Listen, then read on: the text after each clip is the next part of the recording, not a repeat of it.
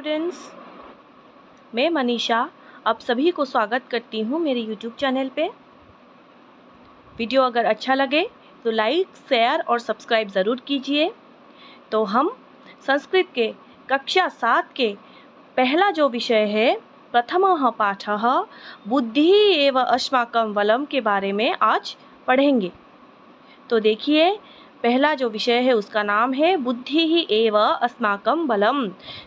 बुद्धि, बुद्धि हम सबके बल है। अस्माकम, हम सभी का बल क्या है? बुद्धि है। तो बुद्धि ही असली बल है। जो शक्ति है वो बुद्धि से ही आती है। तो देखिए, एकः बलवान सिंहः आसीत्। एक बलवान शेर था। एकः यानी कि एक, बलवान सिंहः आसीत्। जो आसीत हुआ है वो अतीत काल में हुआ है। देखिए, आसीत, आसीत जो है वो अतीत के काल में हुआ है। आसीत का मतलब है था।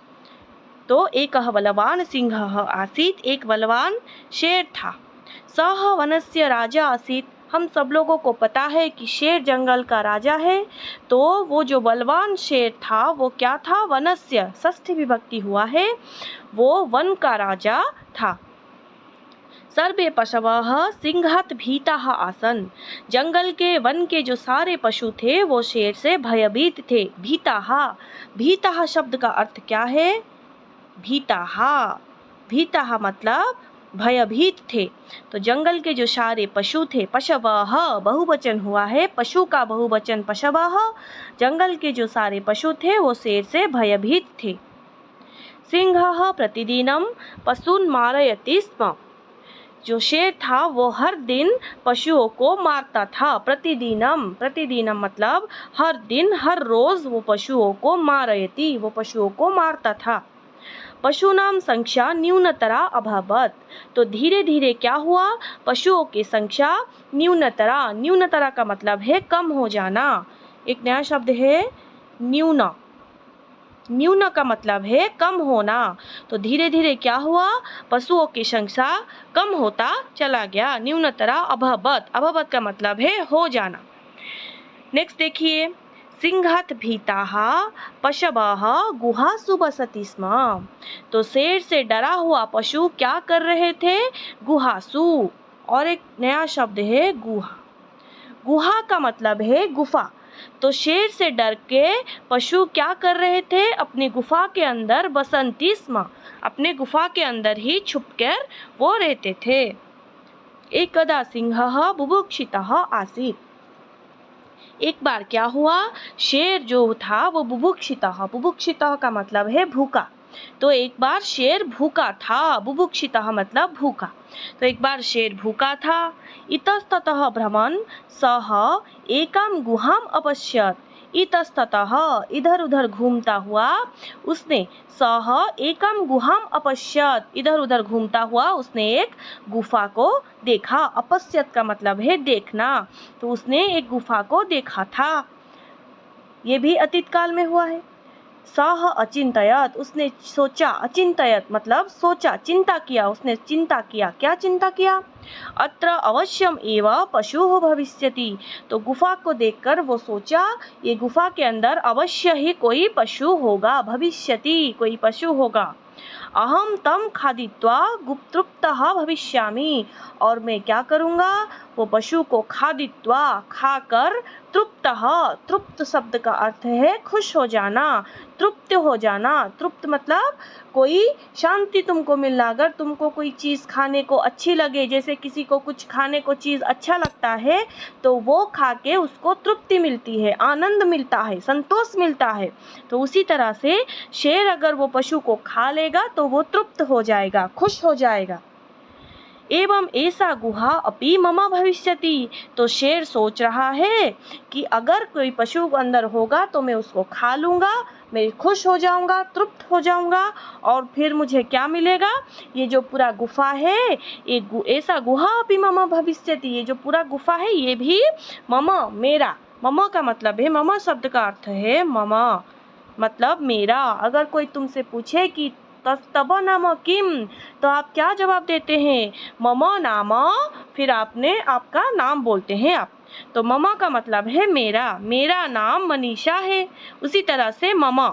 तो शेर सोचता है कि ये गुफा भी मेरा हो जाएगा। परम गुहायाः स्वामी एकः शृगालः आसीत्। तो गुफा के जो स्वामी थे, स्वामी का मतलब क्या है? मालिक।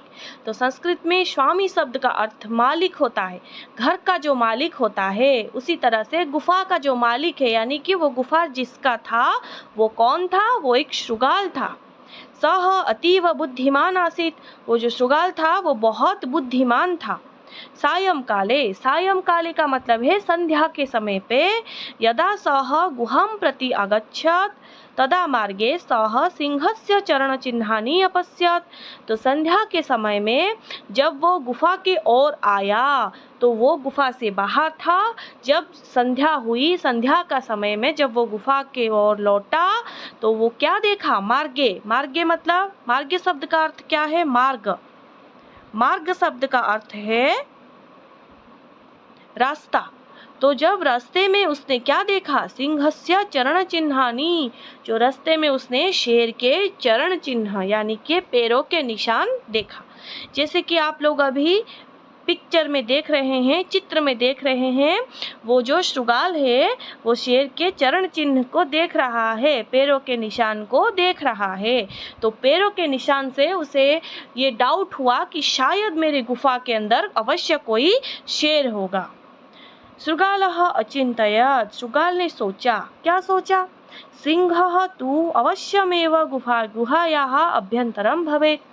तो उसने सोचा मेरे गुफा के अंदर अवश्य ही कोई शेर है। अभ्यंतरम, अभ्यंतरम का मतलब है अंदर, अभ्यंतरम का मतलब है अंदर।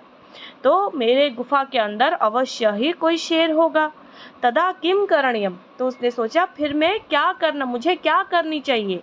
तो वो अपने आप में सोच रहा है कि मेरे गुफा के अंदर कोई शेर है, क्योंकि पैरों के निशान मेरे गुफा के अंदर तक जा रहा है। तो अब मुझे क्या करना चाहिए? इति विचार्य सह एकम उपायम अचिंतयत। तो शृगाल ने एक उपाय चिंता किया। तो वो क्या उपाय चिंता किया? गुहायाः समीपम गत्वा सह शृगालः उच्चैः अवदत्। तो गुफा के समीप, समीप मतलब है पास जाकर, गुफा के पास में जाकर उसने उच्चैः, उच्च स्वर में अवदत् बोला। क्या बोला? अयि गुहे। तो उसने गुफा के साथ वार्तालाप करने की एक्टिंग किया, अभिनय किया। क्या अभिनय किया? अयि गुहे, वो गुफा को बोला, हे गुफा, अहम अगच्छम, मैं आ गया हूँ। प्रतिदिनम एव कथय, हर दिन की तरह मुझे बोलो। सर्वत्र कुशलम अस्ति न वा।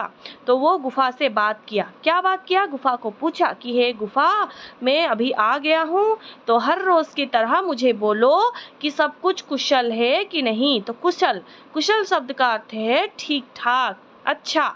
तो सब कुछ अच्छा है कि नहीं, मुझे अभी तुम बोलो। अच्छा, आप लोग अभी ये सोचिए कि सच में क्या वो गुफा से बात कर रहा था?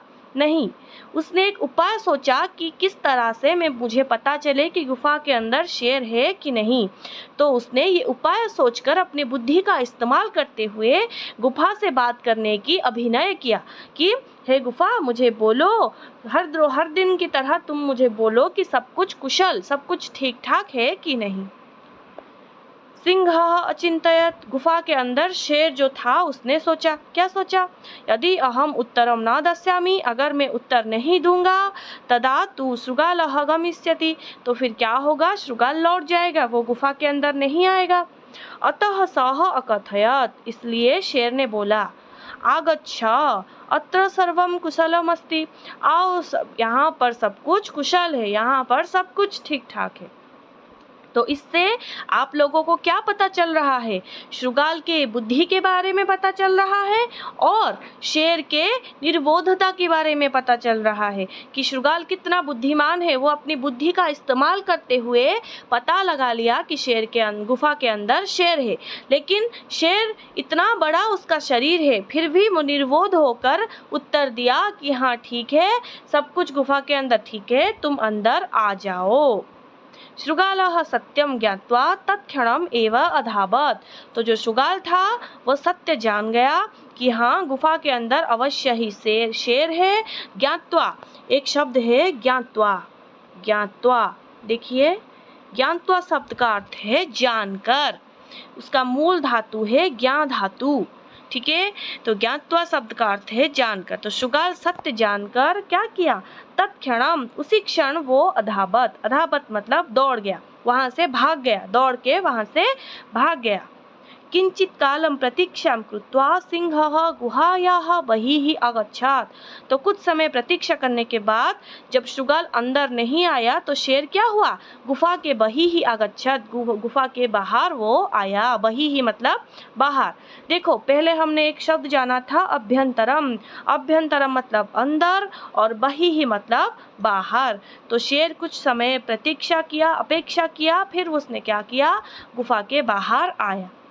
तदा इतस्ततः पश्यन् सिंहः पश्चातापं कृत्वा बुभुक्षितः एव अतिष्ठत्। इतस्ततः इधर उधर पश्यन् देखकर शेर क्या किया, पश्चाताप किया, अनुताप किया कि अरे मैंने ये क्या कर दिया, मैंने जवाब दे दिया और जो शृगाल था वो डर डर के मारे भाग गया। तो वो बुभुक्षितः एव अतिष्ठत्, वो भूखा ही रह गया, उसको खाने के लिए कुछ नहीं मिला। उच्चितम एवं कथितम, उचित ही कहा गया है। सर्वाणि कार्याणि बुद्ध्या एव सिद्ध्यन्ति, सारे जो काम है वो बुद्धि के बल में ही सिद्ध होते हैं, सिद्ध प्राप्ति होते हैं। अतः बुद्धि ही एव अस्माकं बलम अस्ति, इसीलिए कहा जाता है कि बुद्धि ही हम सबका असली बल होता है। तो इस विषय से हम लोगों को क्या ज्ञान मिला, हम लोगों को क्या जानने को मिला कि शेर इतना बलशाली है लेकिन बुद्धि के अभाव से वो उस दिन भूखा रह गया। लेकिन शृगाल जो कि शेर से कम बल युक्त है, कम बलशाली है, उसने क्या किया, अपनी बुद्धि के बल से, अपनी बुद्धि का सही इस्तेमाल करते हुए उसने अपने प्राण की रक्षा किया, अपने खुद का प्राण उसने बचाया और क्या किया, उस जगह से वो अधावत, वो दौड़ के अपने जान की रक्षा की। इसीलिए कहा जाता है कि बुद्धि ही असली बल है। किसी के पास कितना शक्ति है वो मायने नहीं रखता। अगर तुम्हारे पास बुद्धि है और तुम अपने बुद्धि का सही इस्तेमाल कर सकते हो तो तुम ही बलवान कहलाओगे। तो अगर आप लोगों को आज का विषय समझ में आया तो कमेंट करके बताइए। धन्यवाद।